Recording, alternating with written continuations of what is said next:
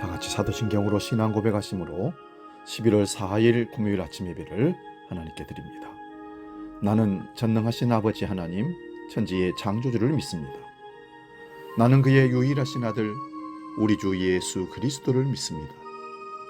그는 성령으로 잉태되어 동정녀 마리아에게서 나시고 본디오 빌라도에게 고난을 받아 십자가에 못 박혀 죽으시고 장사된 지 사흘 만에 죽은 자 가운데서 다시 살아나셨으며 하늘에 오르시어 전능하신 아버지 하나님 우편에 앉아 계시다가 거기로부터 살아있는 자와 죽은 자를 심판하러 오십니다.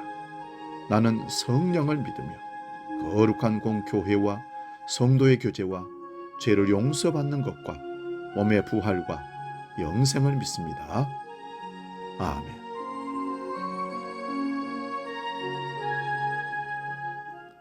찬송가 257장 마음에 가득한 의심을 깨치고 함께 찬송합니다.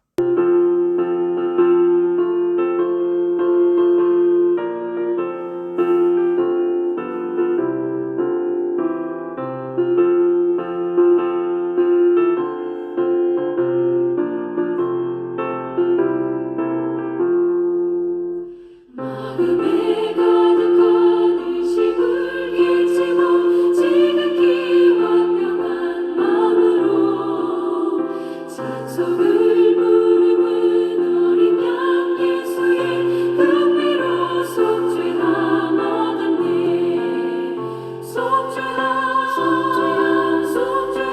속죄함 주 예수 내 죄를 속했네. 할렐루야 소리를 합하여 함께 찬송하세. 금리로 속죄함 얻었네. 금이 나음같이 없어질 보배로 속죄함 받은 것 아니요. 거룩한 하나님 어린 양 예수의 그 피로 속죄함 얻었네.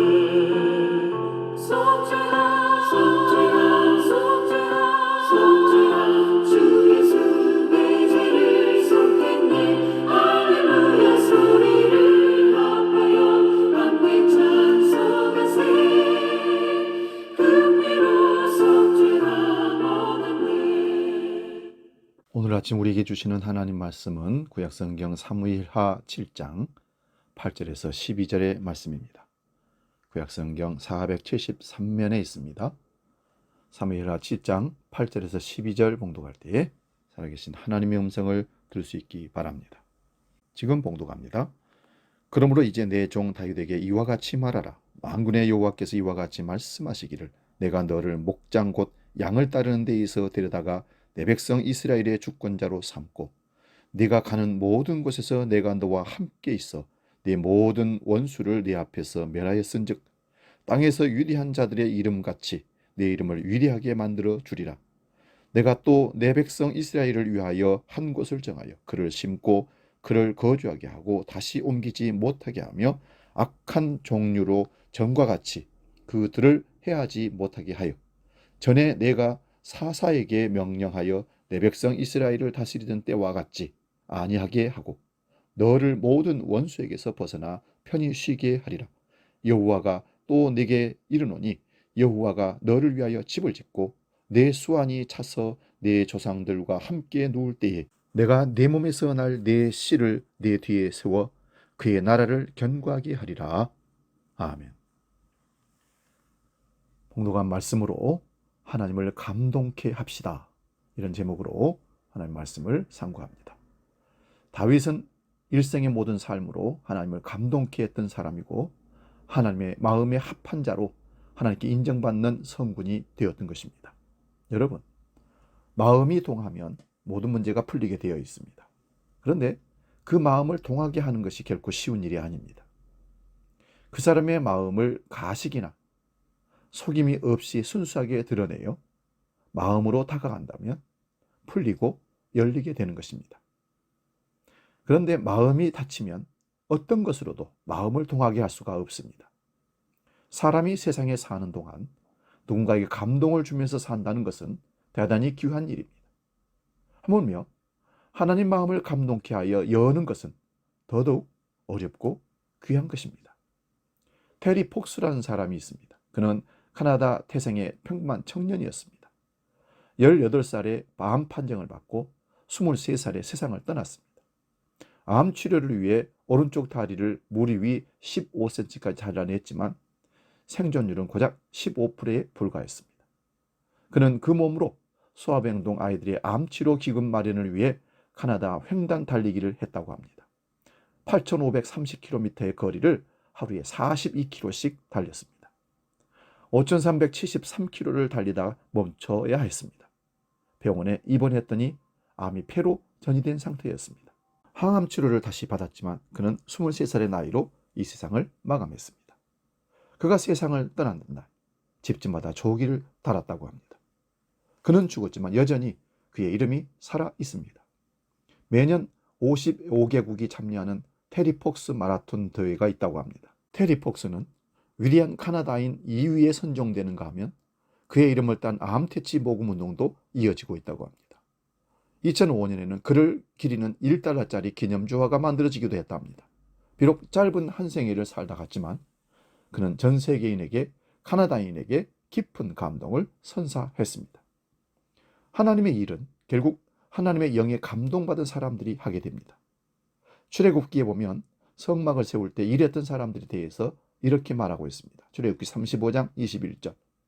마음이 감동된 모든 자와 자원하는 모든 자가 와서 회목을 짓기 위하여 그 속에서 쓸 모든 것을 위하여 거룩한 옷을 위하여 예물을 가져다가 여호와께 드렸으니.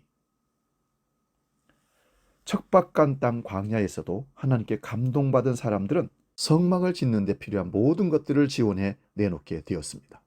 사울 왕도 한때는 하나님의 영의 감동을 받았을 때가 있었습니다. 그때는 겸손한 사람이었고 효자였습니다. 바사 왕 고레스도 비록 이방 나라의 왕이었지만 하나님의 영이 그의 마음을 감동시켜서 이스라엘 백성들을 해방시켜 고국으로 돌아가도록 열어주셨던 사람입니다. 위대한 왕 다윗은 하나님을 감동시켰던 사람 중에 제일 우두머리입니다. 그것은 성전을 사랑하는 마음으로 나타났습니다. 그가 왕이 되었을 때 간절히 하고 싶었던 일이 하나 있었는데 바로 성전을 지어놓겠다는 생각이었는데 하나님은 그것을 거절하셨습니다. 그러나 하나님은 그 마음에 감동을 받아 주셨습니다. 그 복을 거절의 복이라고 합니다. 다윗이 받게 된 축복의 첫 번째는 존귀한 이름의 보장을 받았습니다. 위대한 자들의 이름같이 내 이름을 위대하게 만들어 주리라. 오늘 본문 9절에 말씀합니다. 얼마나 놀라운 복입니까? 많은 사람들의 이름이 한때 요란하게 불리다가 어느 때가 되면 사라지고 맙니다. 그러나 다윗의 이름은 하나님께서 약속하신 대로 수천 년이 지난 지금까지도 그리스도인은 물론이고 세상 사람들에게도 오래내리지 않습니까? 하나님을 감동시켰던 사람들의 이름은 그 가정과 가문과 교회에서 존귀하게 될 것이고 빛나게 된다는 말씀입니다. 다윗이 받게 된 복은요, 영원한 왕권을 보장받았다라고 오늘 본문 16절에 말씀합니다. 16절 봅니다. 내 집과 내 나라가 내 앞에서 영원히 보존되고 내 왕위가 영원히 견고하게 하리라 하셨다 하라. 그의 뒤를 이어 왕은 그의 가문에서 계속되었고 그의 후손으로 예수 그리스도가 오셨습니다. 후손이 복을 받는다는 것은 얼마나 귀한지 모릅니다. 부모가 가장 바라는 것이 무엇이겠습니까? 우리의 자식들이, 자녀들이 잘 되었으면 좋겠다는 소원이 아니겠습니까? 하나님을 감동시키게 되면 후손이 복을 받는다는 것입니다. 다윗은 이 복을 받았습니다. 사랑하는 여러분, 우리가 이 땅에 사는 동안 남을 감동시키는 삶을 살아야 될 줄로 믿습니다. 특히 하나님을 감동케 하는 성도가 되어서 가정과 가문과 교회와 세상을 빛내는 위대한 삶의 주인공이 되시기를 주의 이름으로 축원합니다. 기도하겠습니다. 하나님 아버지, 우리가 누군가를 감동시킨다는 것은 참으로 행복한 일입니다. 뿐만 아니라 하나님을 감동케 한다는 것은 축복을 받는 일입니다.